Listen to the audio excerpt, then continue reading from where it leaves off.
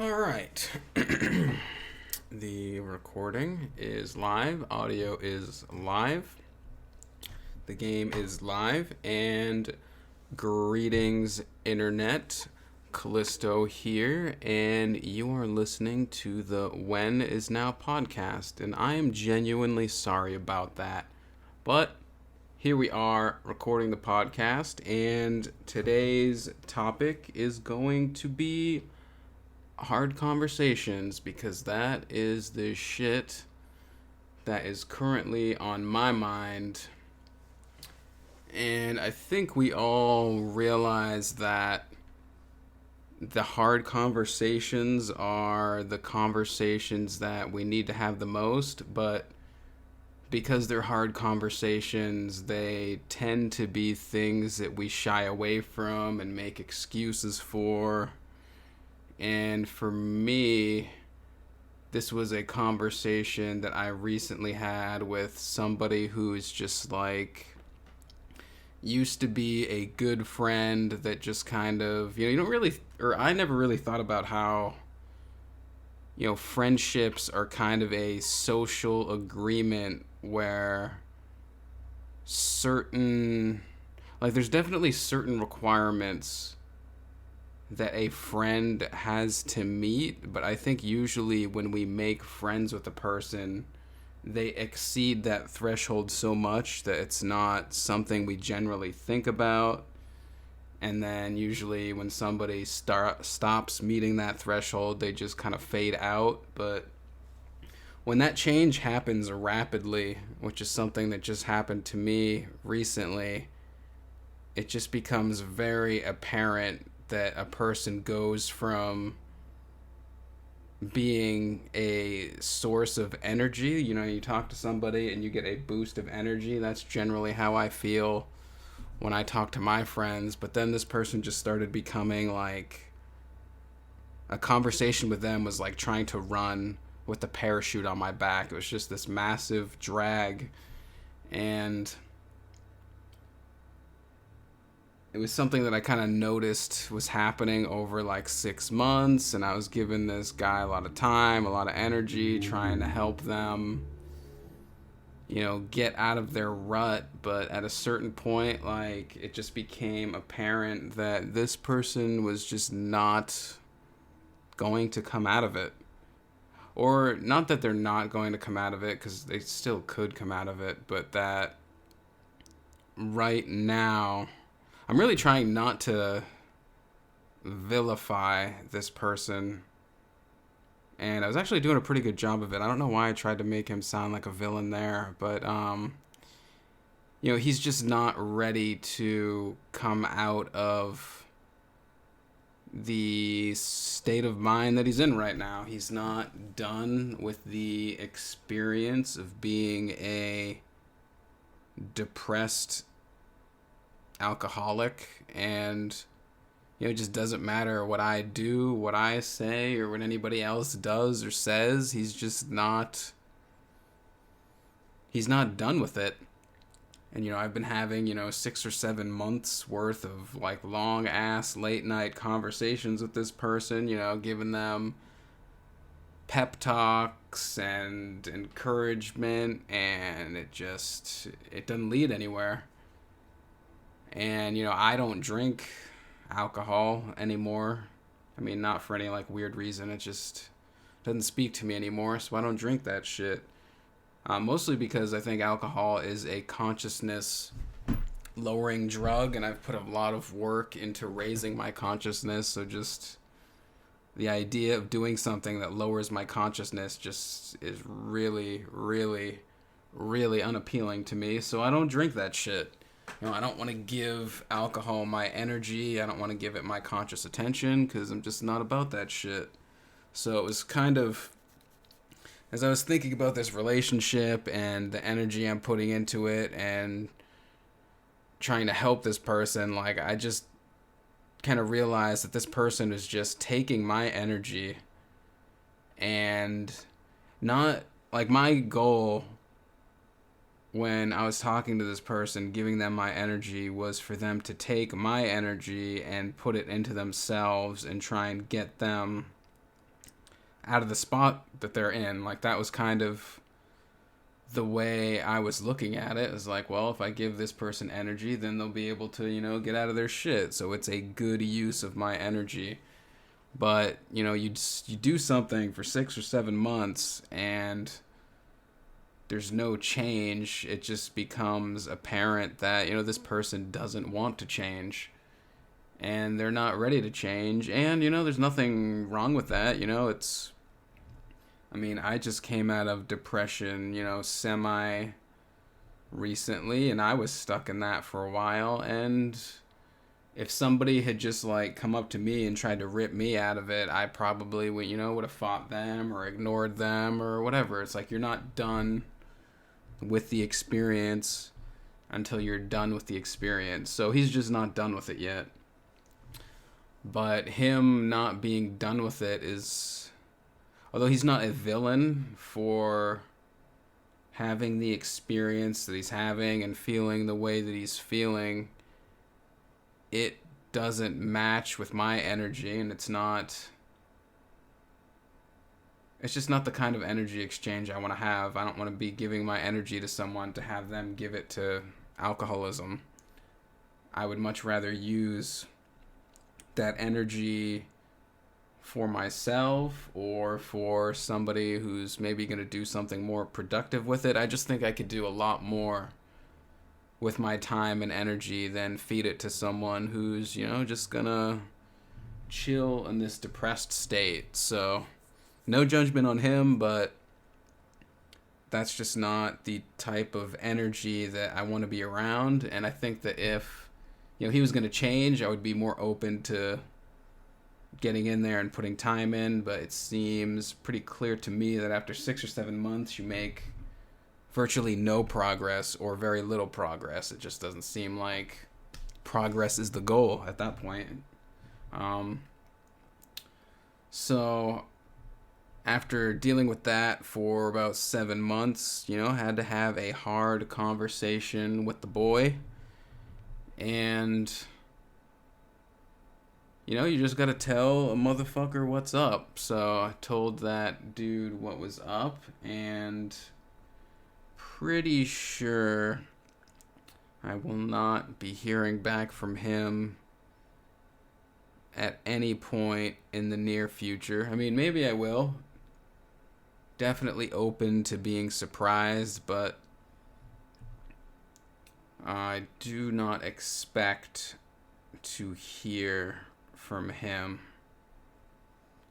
I kind of feel like he was just taking that energy and then, being a messenger to alcohol with it, basically. So I kind of just feel like he's probably gonna go get that energy from other people until he pisses them off to the point where they don't want to deal with it. So I was starting to get pissed off, but I had the difficult conversation before I really got angry with it, which I think is good. Because I kind of feel like as people, we just have a tendency to deal with things until they just explode. Like, we don't... It's tempting to pretend like something that's festering isn't there on the off chance that it doesn't go away, or on the off chance that it just magically disappears, and maybe if I just don't think about it and don't focus on it, it'll just evaporate, and then I won't have to deal with this difficult thing. But it very rarely works out like that. So I definitely think it's better to deal with these things until they come to a boiling point. So I did that, and now, it's definitely not a fun conversation, but now I'm kind of at a point where I'm thankful for that experience, because I now have a greater appreciation for all the friends that I have that are, or for my friends that have their shit together, or people that just carry themselves in such a way that it appears that they have their shit together. You know, now that I've had this experience with somebody who, you know, just stopped being a good friend and was kind of, you know, just embracing negativity, the negative energy, like they just got, after experiencing somebody who's been like possessed by the spirit of alcoholism and it's just letting it run their life and ruin their relationships, ruin their career. Like, it just makes me appreciate people that have their life somewhat together. So it's just like, I was just tempted the other night to just start messaging people, thanking them for having their shit together. I am thankful to my alcoholic ex semi-friend. I don't even know how the fuck it works. I mean, I definitely still have space for this person. As long as they come with the right energy. Like, I just don't see any point in associating someone with someone who's just gonna like wallow in the stuff. I mean, you don't need a teammate to wallow in negativity and depression. Like, I don't really think you need a teammate until you're gonna come out of that stuff. So, you know, if he wants to reach out, I would definitely talk to him. I'm kind of going through like the same shit with my dad. He's just wallowing in negativity, taking that shit out on me, and still, like, I'm not kicking him out and shutting the door. I'm just kind of, you know, it's like being in a party and, you know, you're talking to somebody and they're just giving you an ear beating, and, you know, you don't necessarily have to tell that person to fuck off or shut up, but, you know, you just remove yourself from that room. A house is a big place to have a party, so you just go to a different room. And if that person wants to come with you into the new room, that's fine, as long as they come in with the right energy. Like, I'm not in the business of cutting people out of my life. I'm just trying to think, like, if somebody could do something that I would just, like, cut them. Maybe they could do something so extreme that I would cut them out, but I haven't had... I don't think I've ever had an experience that aggressive that I was just like, alright, I have to cut this person out forever. You know, so far I've only had the experience of feeling like I have to take my energy and kind of remove it from this other person temporarily, maybe forever if they never get their shit together. You know, if this guy just decides he's gonna kill himself with alcohol, which is kind of the path he's on right now. You know, if he chooses to do that, that's his choice. I can't make him stop drinking and have a passion for life. So if he decides to do that, he decides to do that. But if he decides to get his shit together and he wants somebody to talk to or somebody to get energy from and rebuilding himself up, I'll be down for that. And, you know, same thing with my dad. If he ever decides to stop being, you know, a dick for no apparent reason and wanting me to fail in life, I'll be open to that. But, you know, people have to get their energy right, because, you know, if you take two tuning forks, you hit one and then you put it next to another one that you never hit, the one that you never hit will start resonating at the same frequency as the one that you hit. And people are the same way. The way the people that you associate with resonate will spread to you, and the way that you resonate will spread to them. So you have to be careful. You really got to be careful with the energies that you put yourself around. I think this is really important for, like, work too. Like, God, fuck. So many people working for corporations that are, like, cutthroat and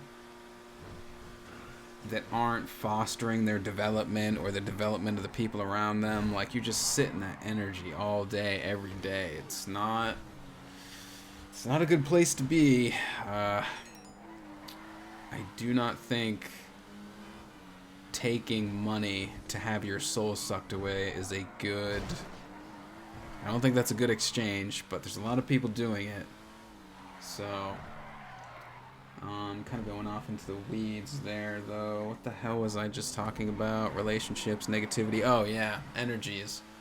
So the kind of energies that you are around will wipe off on you. So it's really important to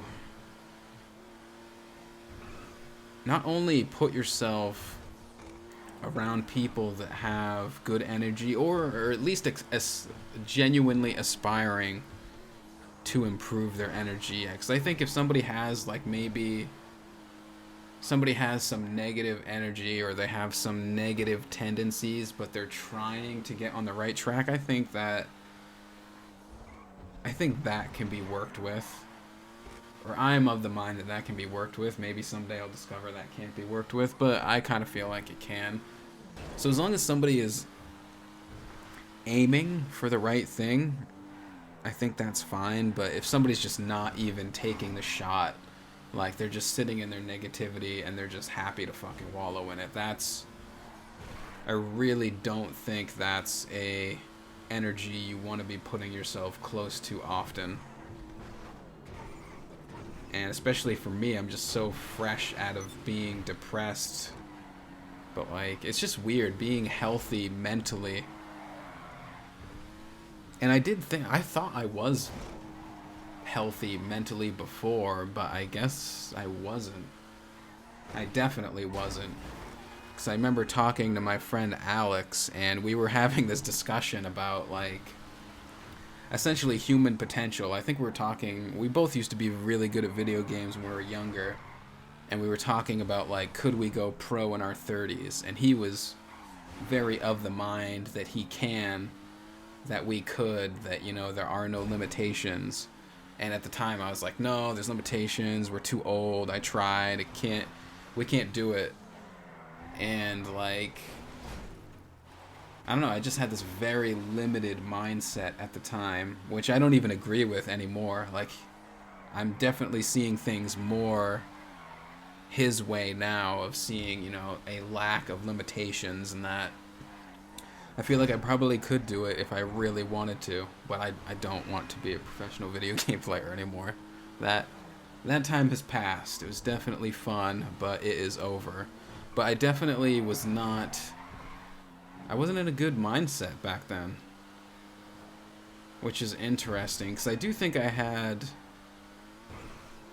was doing, like, better than, that was probably, like, the strongest I ever was in poker, so, like, my competitive mindset was good, but I think my overall life mindset was very limited and not great. But, you know, I just didn't realize it at the time, so you gotta get that energy right, and just coming at things with the right energy is, you know, it just makes everything that much better. Like, even when something goes poorly, I can at least have a positive frame for it. Like this conversation I had with my alcoholic friend. Like, that was a shitty conversation, it was a shitty experience, but I have a positive view of the whole thing. You know, that negative experience with a friend gave me contrast to appreciate all the positive experiences I have with all my other friends. So it's like, yeah, I had this shitty conversation that was difficult and not fun to have, but now I can literally contrast that one experience with my, you know, however many friends I have. So it's like one shitty experience gives me like 25, 30 good experiences I have with all the healthy relationships that I have. So, you know, that one shitty experience has just been multiplied into 30 great experiences and 30 places where I can, you know, practice gratefulness. You know, anytime we can be grateful for something, I think that's a opportunity that we should snap up. Because the more grateful we are, the better our experience of life is. And now I'm grateful for that experience, and I'm grateful for all the friends that I have that are actually doing well for themselves or trying to do well for themselves. It's just anytime I think you can appreciate people, I think is good. Even if, I appreciate my friend that's an alcoholic that gave me the experience. I fully embrace and appreciate, and I'm thankful for that as well. I don't want to have him in my life the way that he is right now, but I am definitely appreciative of the experience. I think the next logical topic to jump into here is the topic of weirdness, specifically weird people. I've always considered myself to be a weird person, but I don't really consider weirdness to be a bad thing. And I've kind of always found it fascinating that weird is something that I think most people perceive to be a pejorative or something negative to say about somebody. I've never felt like being weird was a bad thing. And I've kind of always felt that way, like even from a young age, like I've always just felt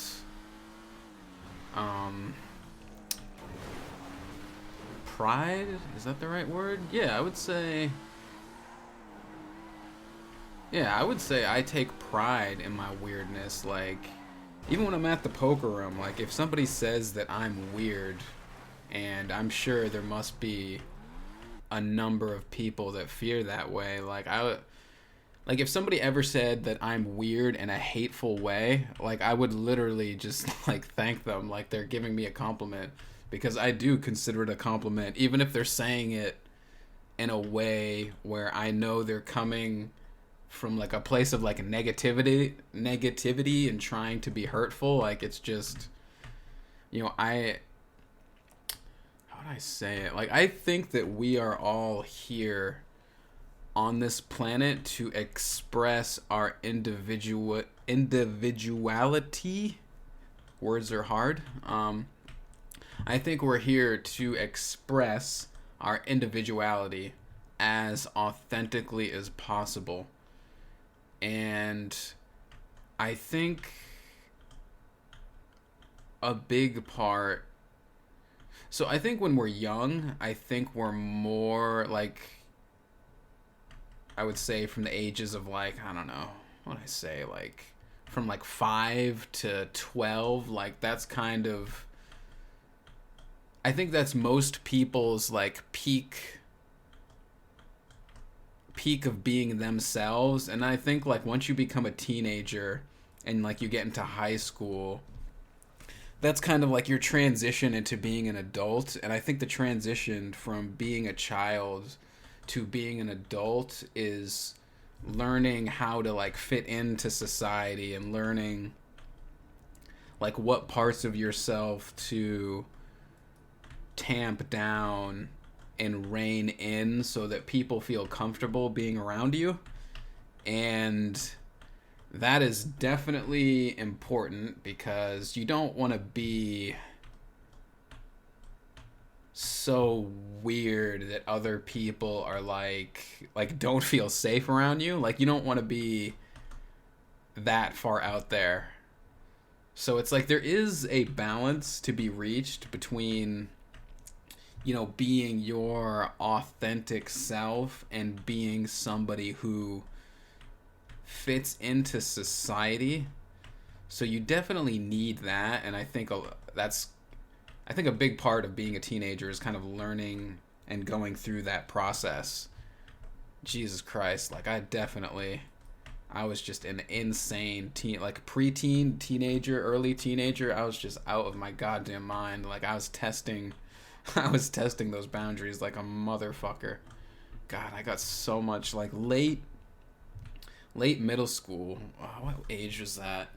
I think it must have been like 13 or 12. Like, God, I was just so fucking wild. And thank God for video games. If I did not find video games and I had just like kept that wild ass energy, God knows, I could have gotten into some deep shit.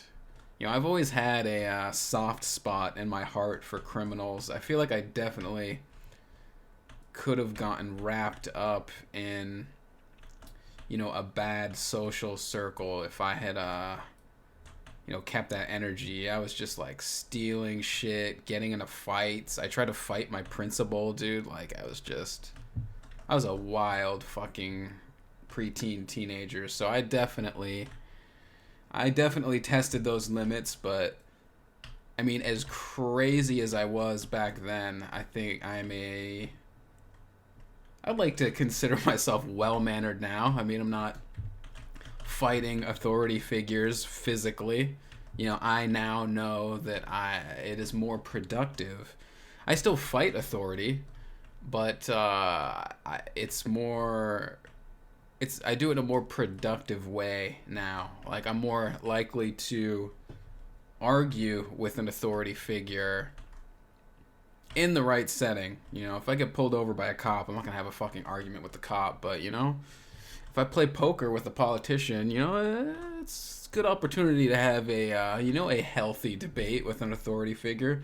So I figured out how to take that energy and do something productive with it. And fuck, dude, I just went down a rabbit hole. What the hell was I talking about? We're talking about weirdness. So yeah, like being a teenager, I think we learn how to rein in our weirdness so that we can be quote unquote normal, productive members of society. But really, I think we all have an understanding that there's no such thing as normal. Like, normal is just an idea, but no, I don't think anybody is actually normal. Like, normal is just an idea that we have that, you know, if everybody is normal, then we can coexist with each other in society. I think that's what normal is.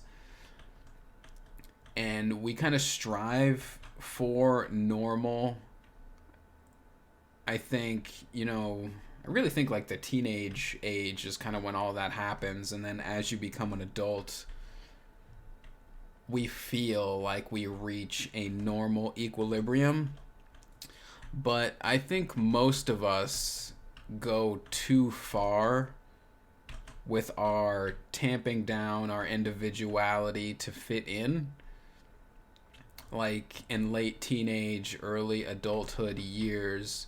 And then I think like the rest of our adulthood, like especially for me, I feel like I'm trying to get more in touch with my weirdness and more expressive of my individuality.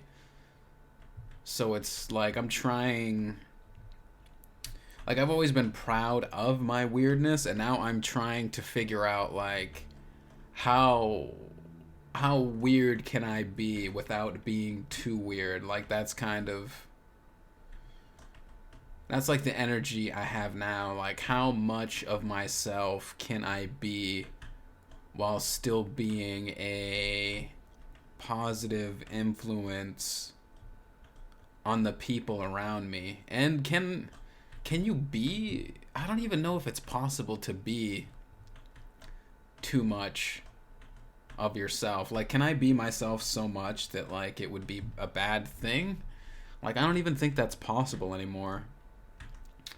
Like, I think there's aspects of myself where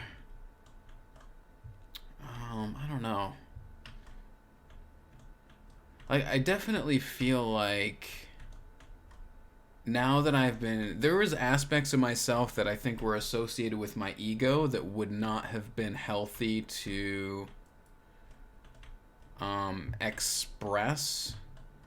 Like, maybe I could have been over expressive of my confidence that could come from a place of ego. Like, maybe if I was in the poker room, I could potentially be like full of myself for how talented I think I am as a poker player, but that is something that would come from ego.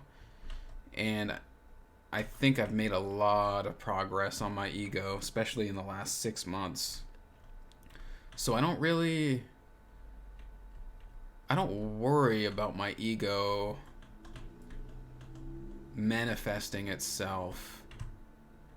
Now I just think, I don't know, maybe it's kind of an interesting thought. Maybe once we start reining our ego in and getting our ego in check, then we are in a much better spot to start expressing ourselves more authentically without having some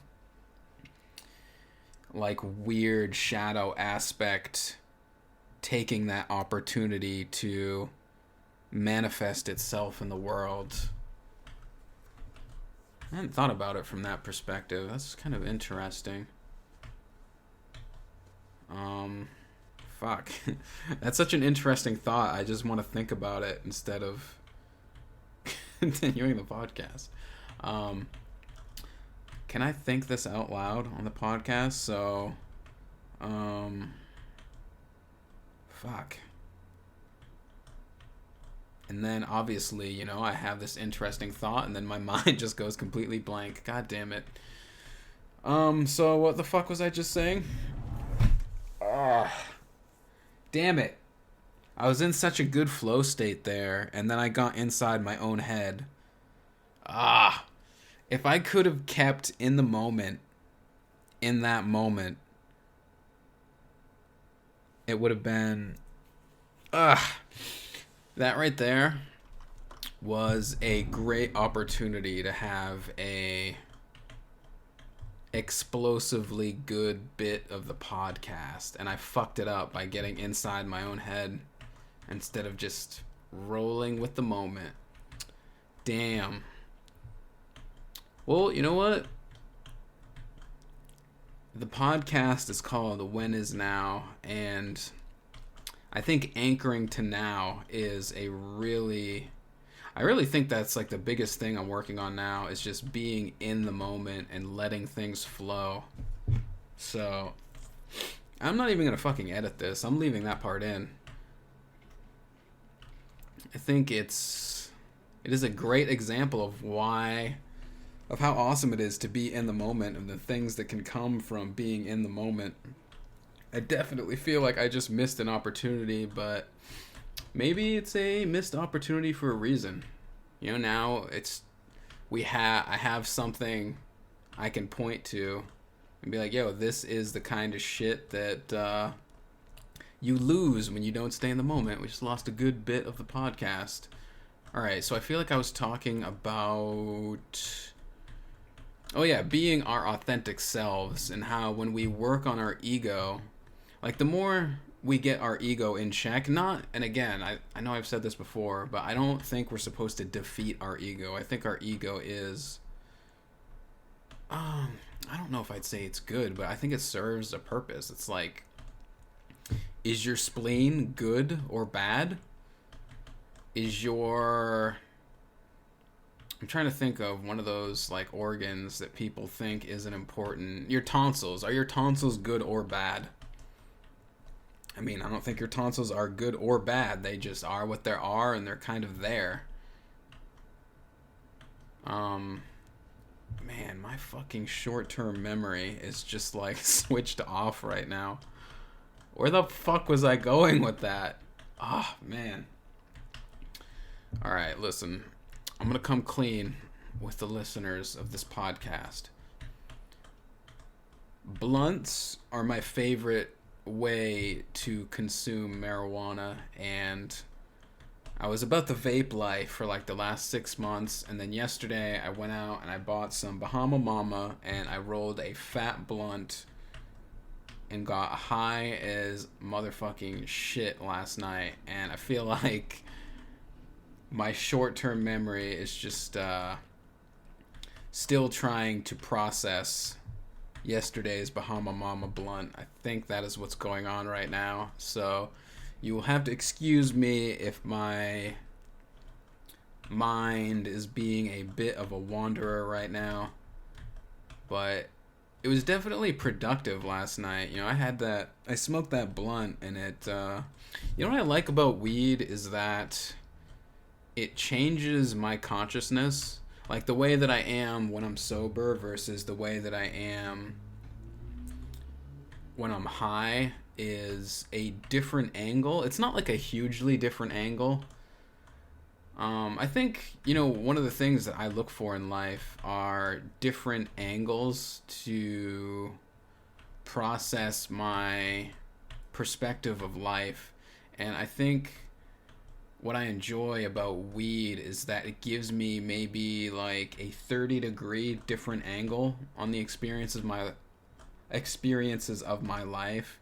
And that's kind of the same thing I appreciate about friends. Like I have a lot of friends that have different beliefs and different views of life, and I appreciate that because it gives me a different. If I have somebody who trying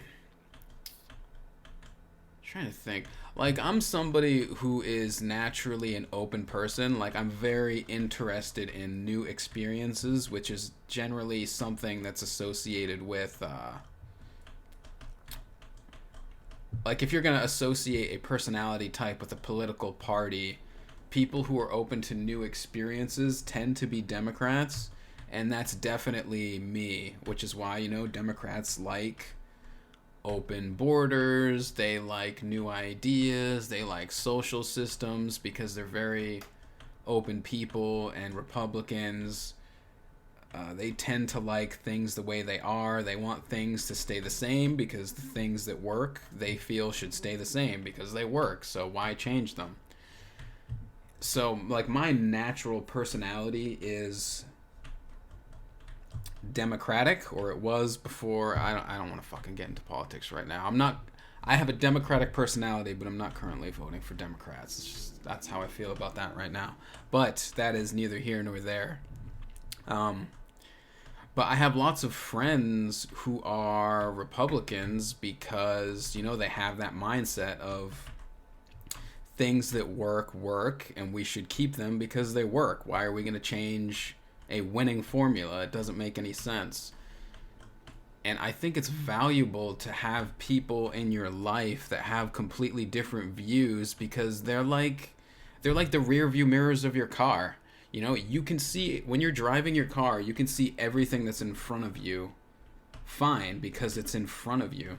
But it's the things that are like behind you, or the things that are almost behind you, that you have absolutely no view of, that can fuck you up. And having a friend who sees the world completely differently from you is like having a rear view mirror. Like they give you a view of something that you can't see, and that's useful. I mean, I kind of feel like that's the whole point of having friends, is to, I mean, it is also nice to have friends that that you have common ground with, and I do have common ground with these people in, video games or philosophy. Like it's not all like 100% across the board opposing views, but I definitely have opposing views with people, and I enjoy those. And I feel like I feel like that's a part of our society that's very lacking right now, is a genuine acceptance of opposing views and a valuing of opposing views. We come here to have a unique experience, and appreciating other people's unique experience, I think, makes that richer. I don't understand why so many people feel like they need to have everybody agree with them, and then if you can't get somebody to agree with you, then they're just evil. Like, even a person who's racist, like, I don't feel the need to cancel somebody for being racist.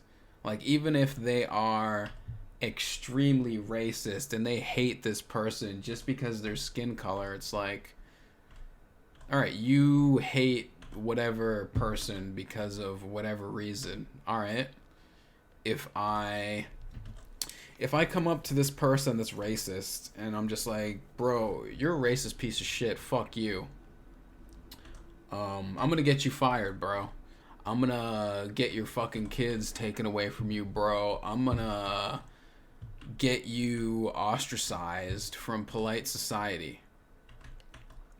And let's say I'm successful in that. Is the world a better place? So I just got this racist person completely ostracized and fired. He has no way to provide for himself. Did he learn his lesson? If a racist you know what, let's flip this shit on its head. Let's say all of society is racist and you're not racist, right? If the racists decide to get you ostracized from your family, they get your kids taken away because you're not teaching your kids how to be racist, and everybody else is teaching their kids how to be racist. So they take away your kids, they take away your job, they get you kicked out of your social circle. Is that going to make you, are you just going to give in? Are you going to be racist? Or is that just going to like reinforce your views? You know, attacking these people with negative energy is not going to flip them.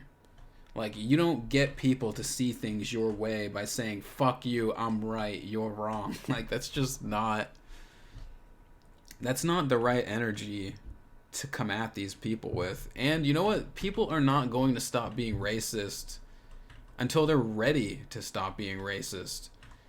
And I was watching this really interesting interview. There's this YouTube channel called Soft Underbelly, Soft White Underbelly, something like that. Soft Underbelly something. I mean, you'll find it if you search it on YouTube. And they just interview like homeless people on Skid Row.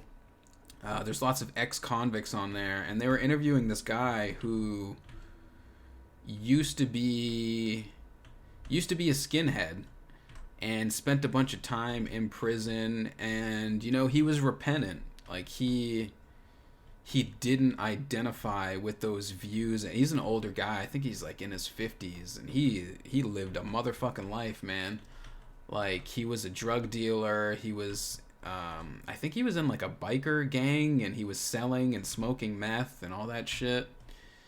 And like, he was a super racist guy. I think there's like a video of him like torturing a person that he was being racist against. Like, this guy was like full in.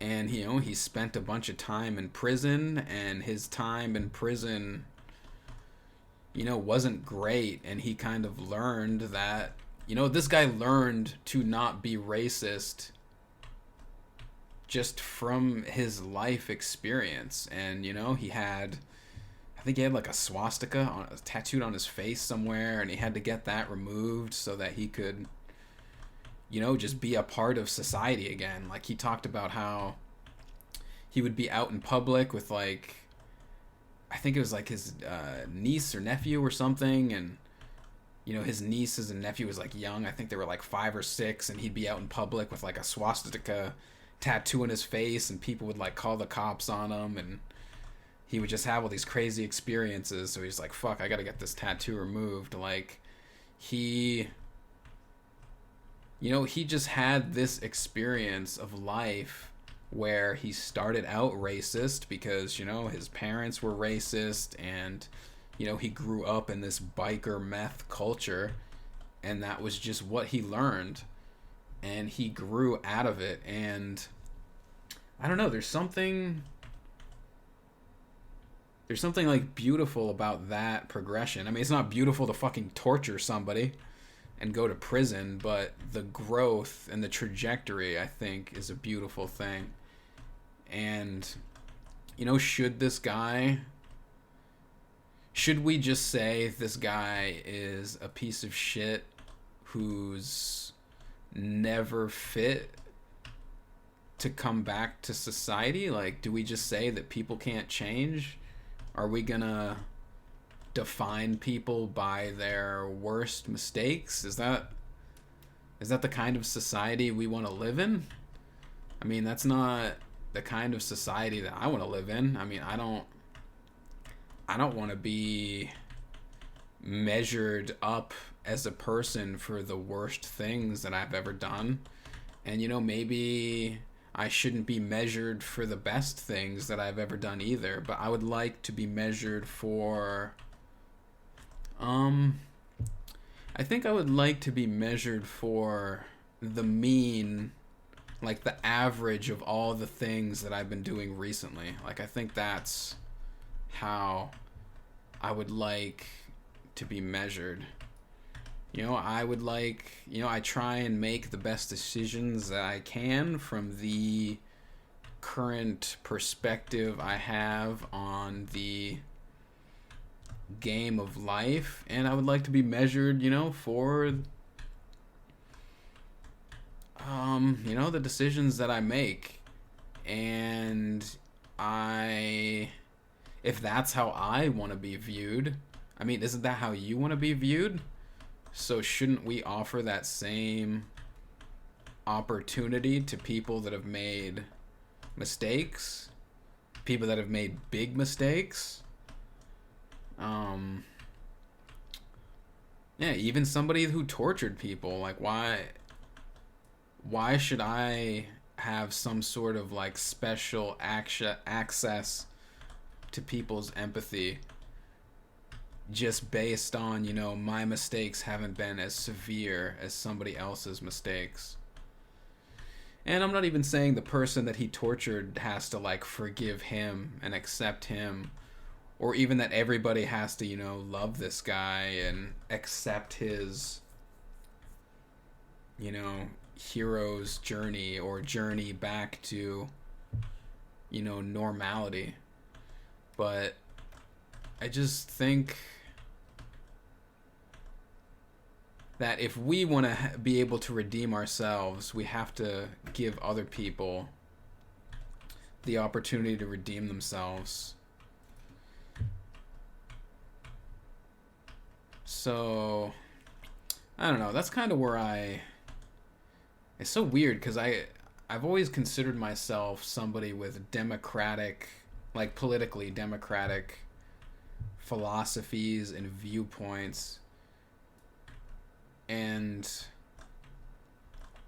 I've really found myself departing with the party's philosophies recently. Like, this whole cancel culture thing, I really don't like.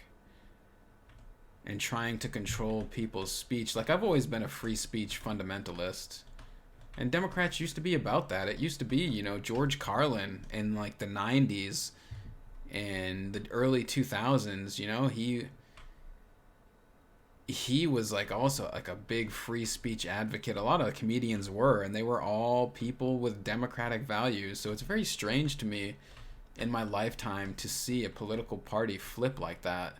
And now they want to cancel people for speech, and they want to control people's speech. And I don't know, like, I've kind of found myself on the outskirts politically recently, but maybe I don't know, maybe I'm supposed to try and rein these people in. I mean, I guess like the social justice people have some benefit in that they're bringing things to light and focusing on things, but I definitely feel like we got to keep these motherfuckers on a short leash, because if you just let them run wild, they will just destroy everything just on the faint whiff of any like past transgressions. So we got to keep these people, I think you want to keep them on a short leash. But I do have a bit of appreciation for them, but I also have a great amount of I used to have a great amount of disdain for them, but as time goes on, I'm just finding it like really difficult to dislike large swaths of people. And it used to be nice to be able to do that. It used to be nice when I could just say, fuck social justice warriors. These people are retarded bags of shit that don't even know what the fuck they're doing. And they'll just destroy anything because it just feels good to destroy. And it's easier to point at somebody else's mistakes and destroy them than it is to be introspective and look at yourself and see your own mistakes. And I definitely think there's a lot of that in that community. I actually saw a lot of that in my alcoholic friend that I was talking about before. Like, he is definitely, I wouldn't call him a social justice warrior, but he definitely has that, like, a similar energy. He would just dig through the internet and find, like, the most fucked up thing that, like, the CIA did to a black person, right? And then he would take this black person, make them his profile picture on Steam, and then, like, give you an ear beating about how corrupt the system is and how it's not fair and how marginalized this person was or this community is. And, like, meanwhile, I know this motherfucker. He's treating his coworkers like shit in the process of getting himself fired. He since has gotten himself fired from this job. And, you know, he really gave his coworkers no option in that. But he'll wax poetic to me about how his coworkers betrayed him and how, like, they were his friends and they gave up on him. But meanwhile, at the time, talking to him, he's just talking about how he lives in a dumb hick town and how all his fucking coworkers are dumb hicks and how, you know, he criticizes them for the way they raise their children and their political views and their religious views. Like, motherfucker, you did this shit to yourself. And, you know, he's an alcoholic and he's ostracizing himself from his own community.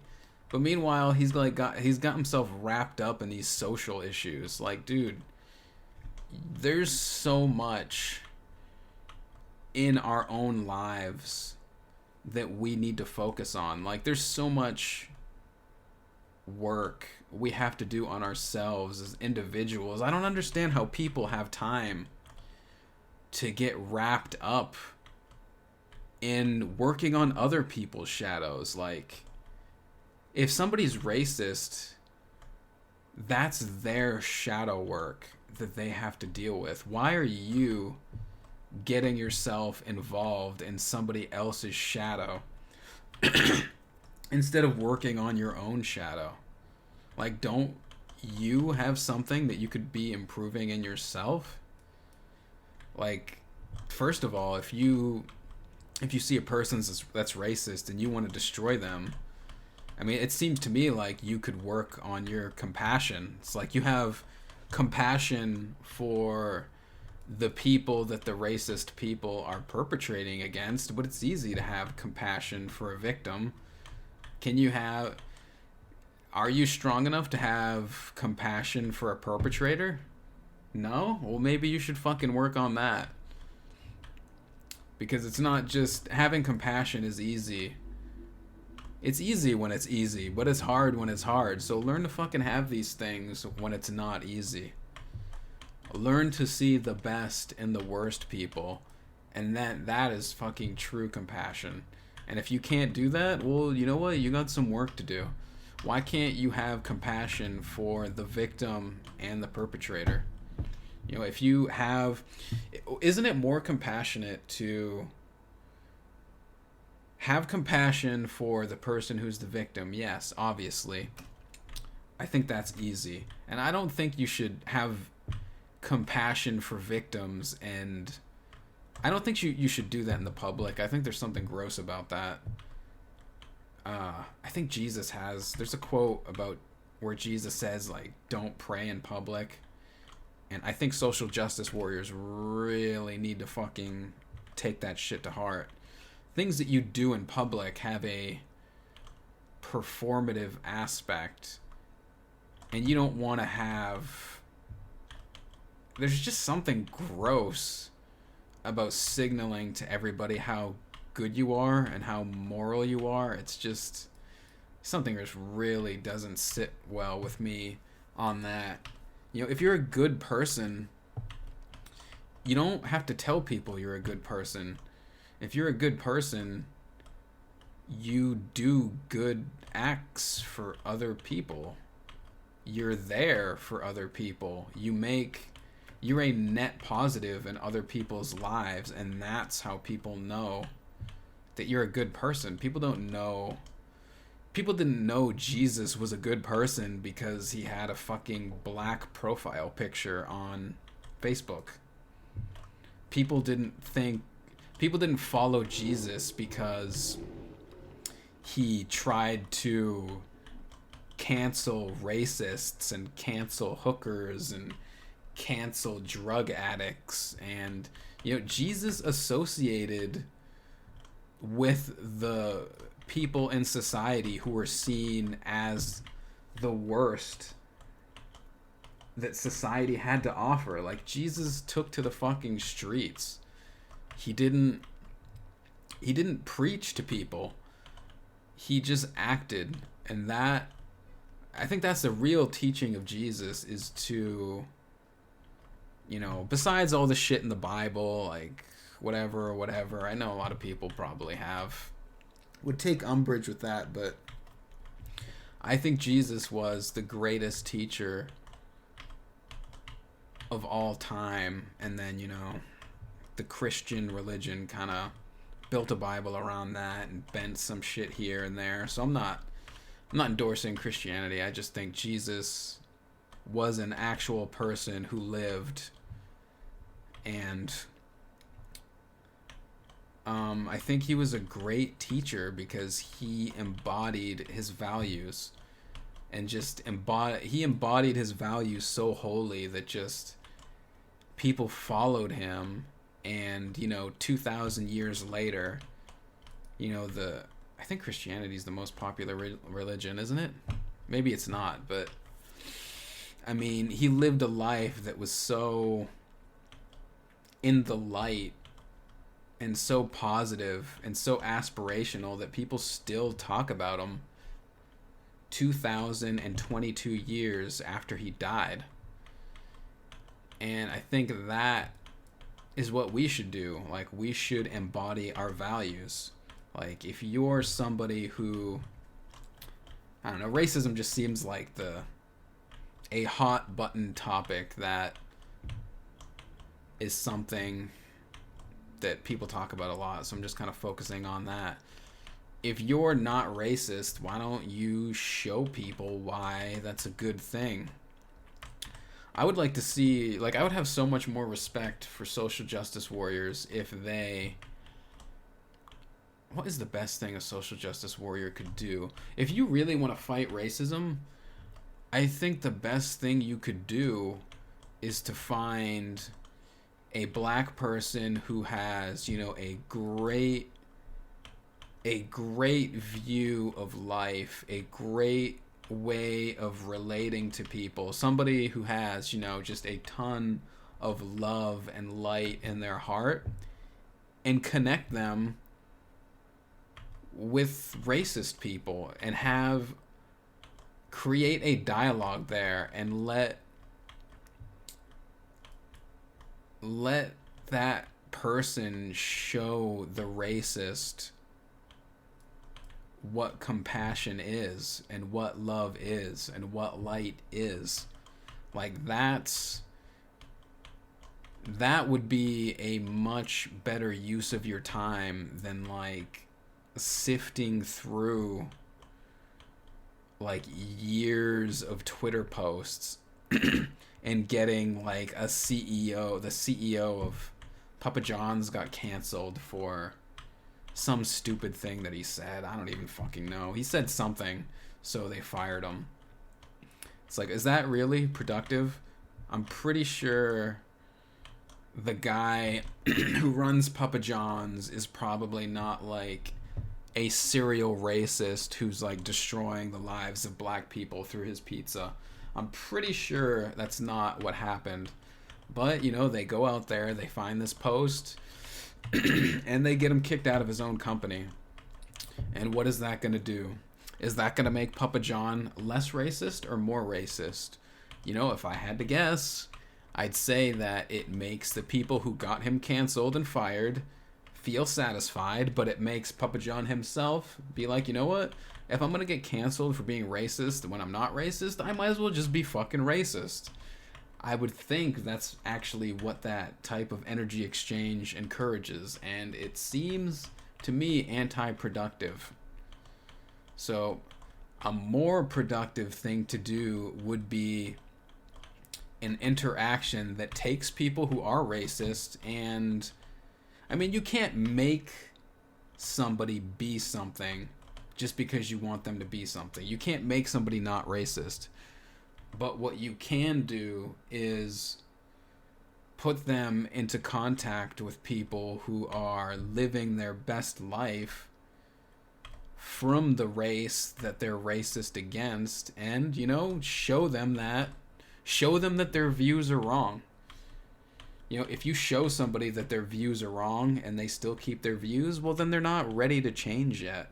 But if they are done with the racist experience, or maybe they're thinking about being done with it, and you put them in this situation, you might change their view. And isn't that a win? Isn't that what you want? You want to get rid of racism, right? So the way to do that is you've got to be compassionate to these people. And it is definitely not fashionable to be compassionate to racist people. But that is the path, that is the energy. If you want to show somebody something, you've got to open your heart to them. You can't be aggressive and just saying, hey, piece of shit, be better. That's not... If somebody said that to you, are you gonna open your heart to somebody that calls you a piece of shit? It's like, no, you've got to be compassionate to these people if you want to get through to them. So I think that wraps up that thought. And god damn, I went over time. Well, I enjoyed this podcast. Time just got eaten by the current moment, so the podcast is living up to its name. Had a little bit of a hiccup at the start, but pretty happy with how I was able to stay in the moment for the last half of the podcast. So I enjoyed it. If you enjoyed it, feel free to like, comment, and subscribe. Maybe tell somebody else about the podcast. If you really want to support the podcast, then the absolute best thing you can do is get on the Patreon. And other than that, I will see you guys next time. Later.